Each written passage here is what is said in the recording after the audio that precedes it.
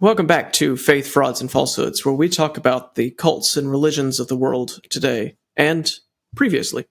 Tonight, we're finishing up our discussion on the International Churches of Christ, aka the International Christian Church, founded by Kip McKean. So don't forget to like, comment, and subscribe to help others to find us. Before we begin, let's make it clear the opinions that we present are ours alone. They do not represent the views or opinions of our respective churches or employers. Now, Bryan, let's begin. All right. So, I know we record that every time, and that's why it's a little different every time. Every time. And we do that because we're trying to mimic another podcast we like. We do like them. At least I do. I assume you still like them. They're great.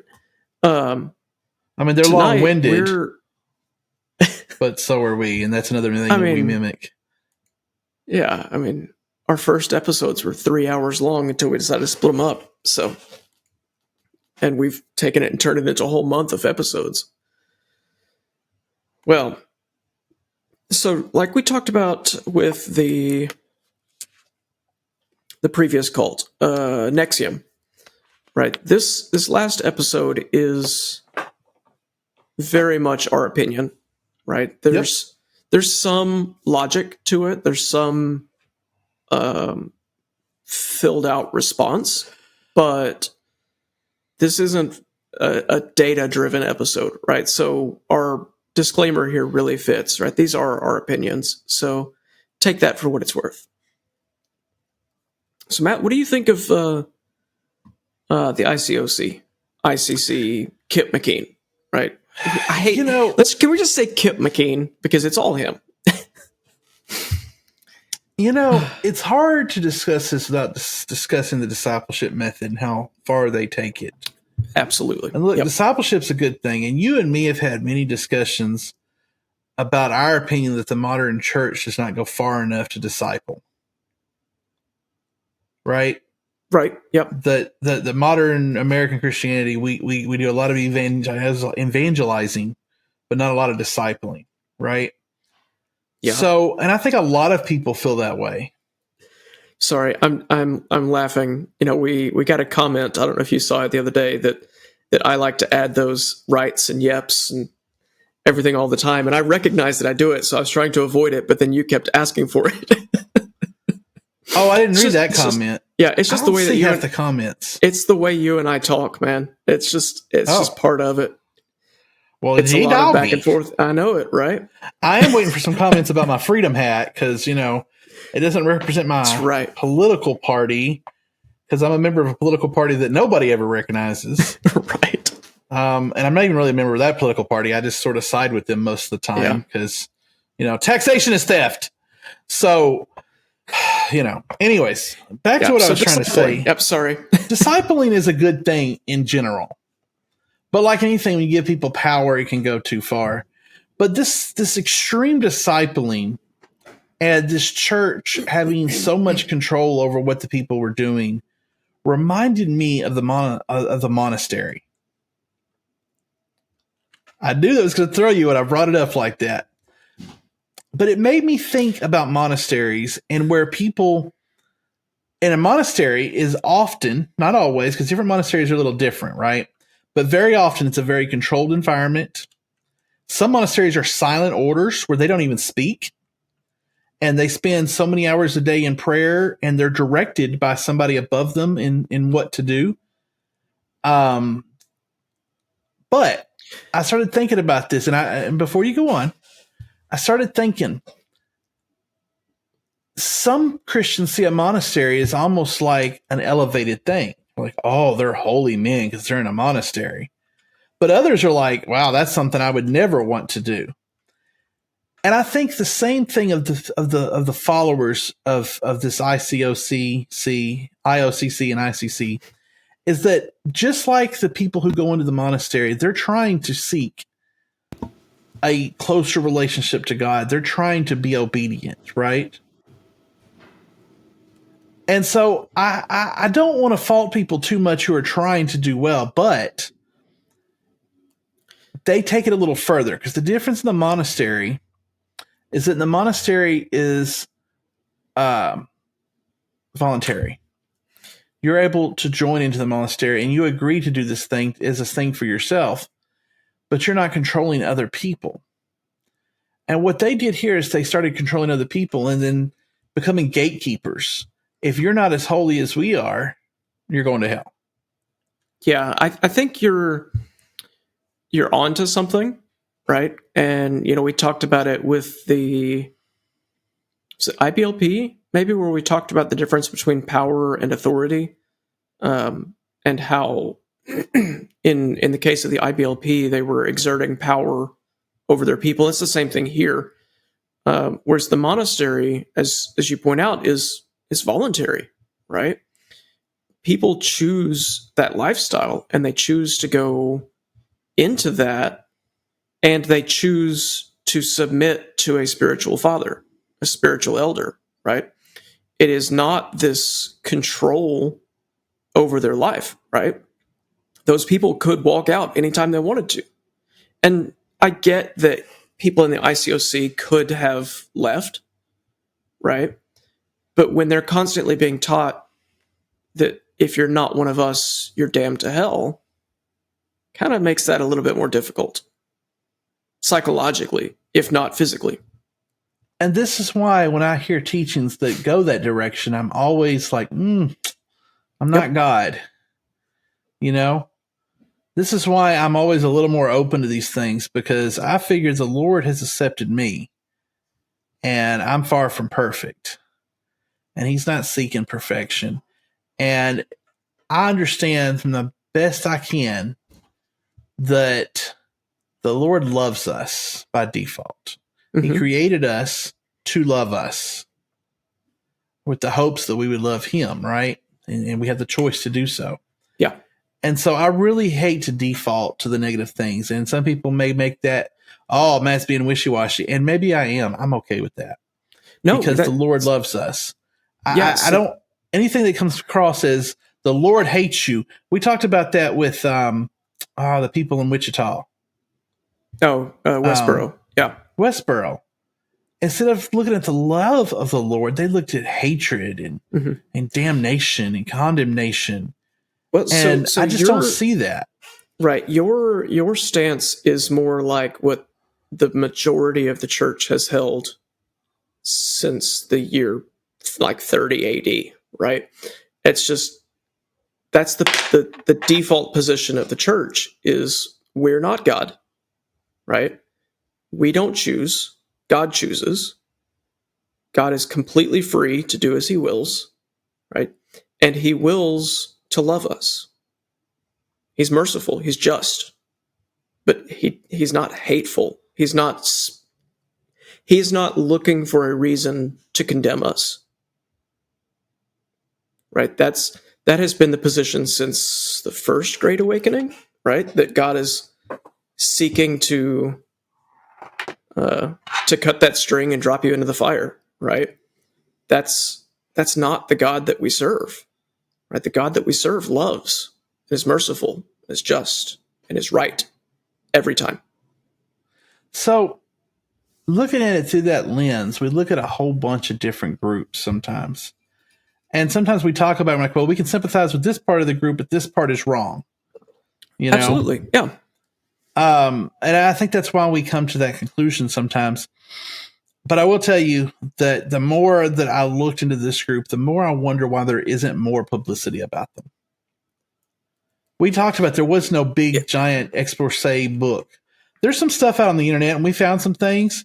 And as we were discussing, we got some more interaction. Even though we have less views on these videos, we've had more interaction. Incredible. Mm-hmm. So there are definitely a lot of hurt people out there. And one of the things I come back to from our very first video was that this group has churned through a lot of people. It's hurt a lot of people rapidly. There are way more ex-members than current members. And that's always been the case because they churn through people quick. There are some people who have been members of this group for a long time. And some people that are only briefly members of this group. Mm-hmm. And so there's a lot of people out there affected by this. But I still feel like there's not been that big reckoning. They've still not had the big thing. We got turned on to this group because we've seen an article in Rolling Stone fairly recently about some lawsuits. Yeah, which was crazy. I never expected us to come up with a a group to talk about from the Rolling Stone, right? But you found it and you sent it to us. Rolling Stone has interesting journalism. It's not just about music, Yeah, no, I know it's not about just about music anymore, but just it's a very, I don't know. I see us finding stuff more in Christianity Today than Rolling Stone or Time Magazine.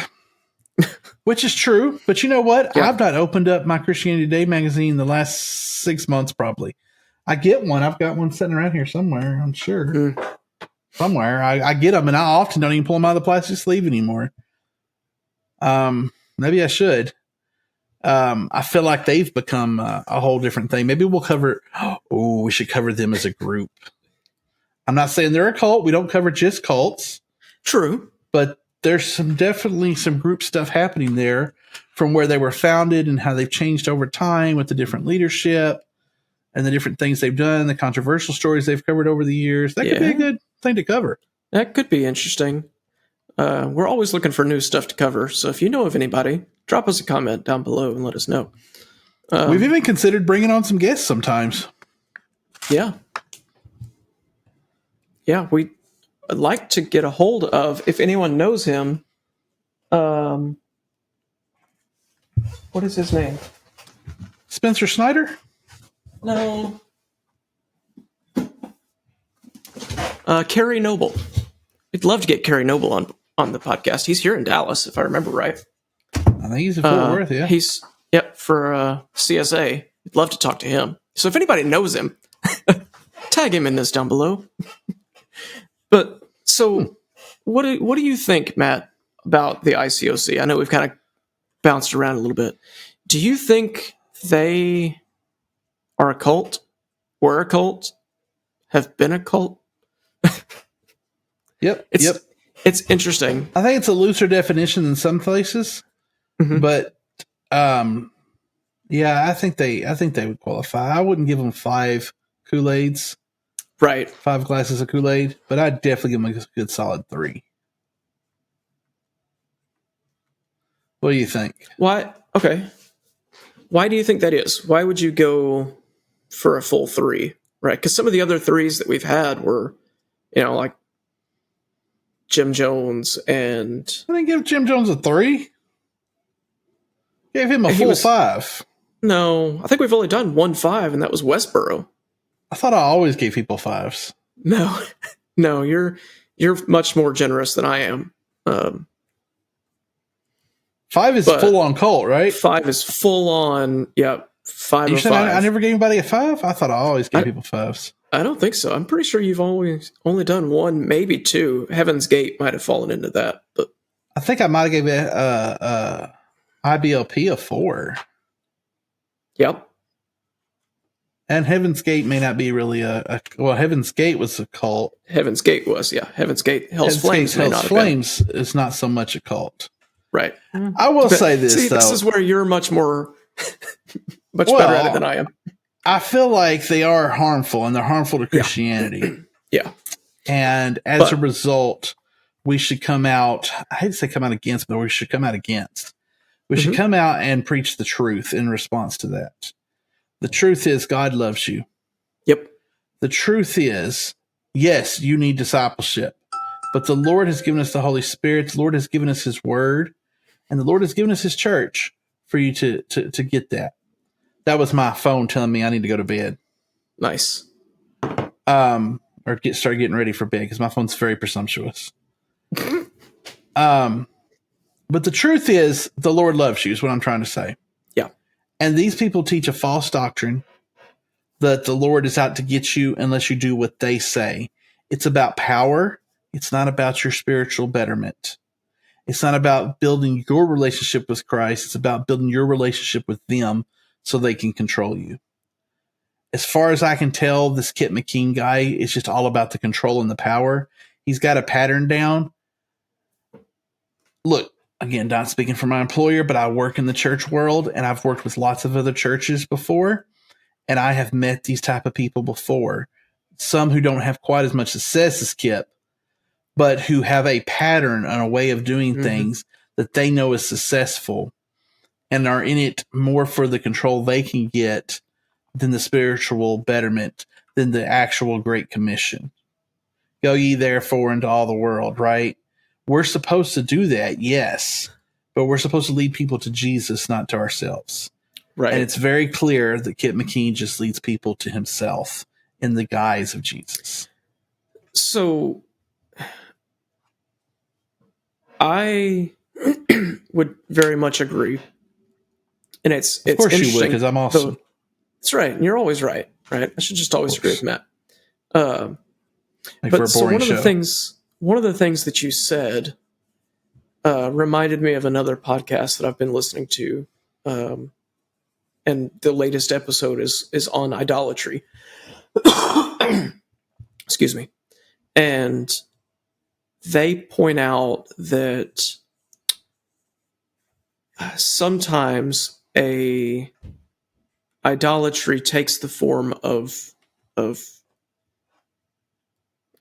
building a concept around something and then forcing that concept on everyone else, right? I don't think necessarily, and I could be wrong, but just seeing the way that things have gone with Kip, I don't think he's building around himself as much as he is building around this idea that he's built up of what the church should be and has made it into an idol and is making everyone bow down to his idea of what the church should be. I think that's far more dangerous because it means that he's training people up so that when he's not there, they continue the same idea. Yeah. I would agree with that if he hadn't been ousted and then went and started the same thing over again. Well, but that's just pointing to himself.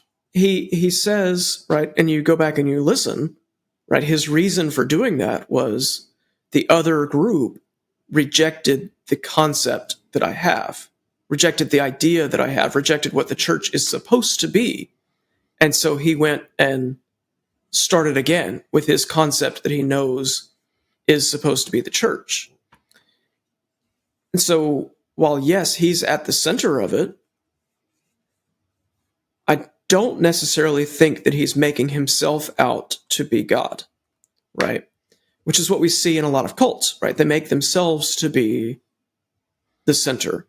I think True, he's making I don't this think he's making himself to be center. God, but he does make himself to be the center, to be the leader, the one who knows the right way, the only one who knows the right way, which is why leadership has to go to him to be trained, not training each other, you know? Yeah. Yeah. I mean, I get that. I mean, it's very hard to differentiate between the two. Yeah. But seeing it through this new lens of idolatry, I can see it a lot more in this case than what I did previously. So how many glasses of Kool-Aid are you going to give them then? I mean, any group that says we're the only way, right, immediately falls into the 4 or 5 star range for me. So I'd give them a good 4, 4.5. 4.5. It's a Kool-Aid. That's with sugar, right? Yep. So the Kool-Aid Corporation would like me to remind y'all that it was Flavor Aid, not Kool-Aid, at the mass suicide. Yep. Go back and listen to that episode. That was a long, 3.5 hour episode, and it 2 years ago. I think it did some psychological damage to us. It was intense. It really was. I'd love to go back and redo a lot of ours. We might do that, redo some of them for YouTube. So that wraps this up. You want to start talking about what we're going to cover next a little bit? I want to throw a couple ideas at you while we're on the air and live and recording live right now. I thought about covering the Swifties. Okay. A good mutual friend of ours. Seems like a ploy to just throw in some keywords. Well, I'm not throwing in keywords for the hits, but I will say a mutual friend of ours earlier tonight annoyed some Swifties and got swiftly shut down by the Swifties. I'm talking about Taylor Swift followers, of course, Taylor Swift fans. He posted something that he reshared from somewhere on social media about the last album you ever hear from her will be the song she sings about. It was all her fault. Instead of trashing some man in her songs, it was all about her. And he was quickly responded to that she's already posted that song, and it was part of a tour she made another $1 billion at or whatever. I'm making that up, but it was a giant success. I'm sure it was a huge chunk of money. Yeah. Mm-hmm. And the song goes something about, it was my fault. It was on me, And they just pounced on him so quick with such ferocity. They ended up deleting the post. He'd be like, all right, fine, y'all, And look, this mutual friend of ours who I won't name because I don't want to violate his privacy. He's the type who just pokes at the bear sometimes anyway, So he probably was just laughing the entire time. Like, look at these people. They did not offend him. Let me tell you that. But there is some people who very rapidly follow Taylor Swift. I think a lot of people do it out of a joke. I know some people who kind of make jokes about it, but there's some people who are quite into this Taylor Swift following thing. I'm not sure that it's a cult, but it might be a cultural phenomenon we should cover at some point. There was another one I had in my head, but I can't remember. But yeah, anyways, I think that could be. It would sure be a good bonus episode to cover some sort of cultural explosion like that. Yeah, to cover some sort of the behavior that happens, right? Works. I hope we're not talking over each other right now. That. Yep. But the internet just sort of cut on one side or the other. So I'm going to keep talking here. Yeah, I agree that it would be a great bonus episode. It's a kind of a phenomenon how people follow something. It's not always about religion. Sometimes it's about fandom or it's about belonging. We as humans have a need to belong to something. And so something like the Swiftie thing is like following a need to belong, right? Yeah. Well, this video is going to require a little bit of editing. What else was your idea? We lost Bryan, y'all. Nope, I'm still here. Matt's internet's being. Let me tab over here and see. I'm still here. I can hear you. And I can hear you typing. We use some software that should record both sides of this, but it's going to make it hard for him to edit. Nope. It'll be just fine. If he's still talking and I'm still talking. And he can't cut this out. This is what it's like, guys. And I'm reminded of old radio host things where the radio host has to keep talking. So he says he can hear me. I just can't see or hear him. So let's take a stop right here and go ahead and stop the recording. So we can push this together. And we're back. There was some sort of technical difficulty going on right there. And why wasn't I using my radio voice when I was trying to do a radio host? Anyways, Bryan, we're back. We was talking about what other groups we might be covering coming up. Yeah. We were talking about the Swiftie thing. Do we want to tell them about what group we are fixing to cover? Well, so we're going to take I guess it'll be a 2-week break here. Who knows? We might find some bonus episode between here and there. But for Halloween, we're going to talk about a vampire cult from the early 90s, mid 90s. A young man had this idea that he had become a vampire, and went down and built a group of people around him, and then they went and murdered some people. So you're Team Edward. Pop culture reference Bryan didn't get. Sorry, y'all. Yeah, sorry. We'll cover vampires in pop culture during that episode. Right. Yeah, maybe I'll learn something. He'll be Team Edward by the time we're done. His dreamy eyes. I don't have a clue what that means, but okay. Bella, I think was her name. It's a teenage girl who falls in love with a vampire and a werewolf. Okay. All right. So that'll be we'll release that one on Halloween. Because why not? And then for November, we're going to talk about this Manhattan cult, right? I don't know if you can see it over my shoulder.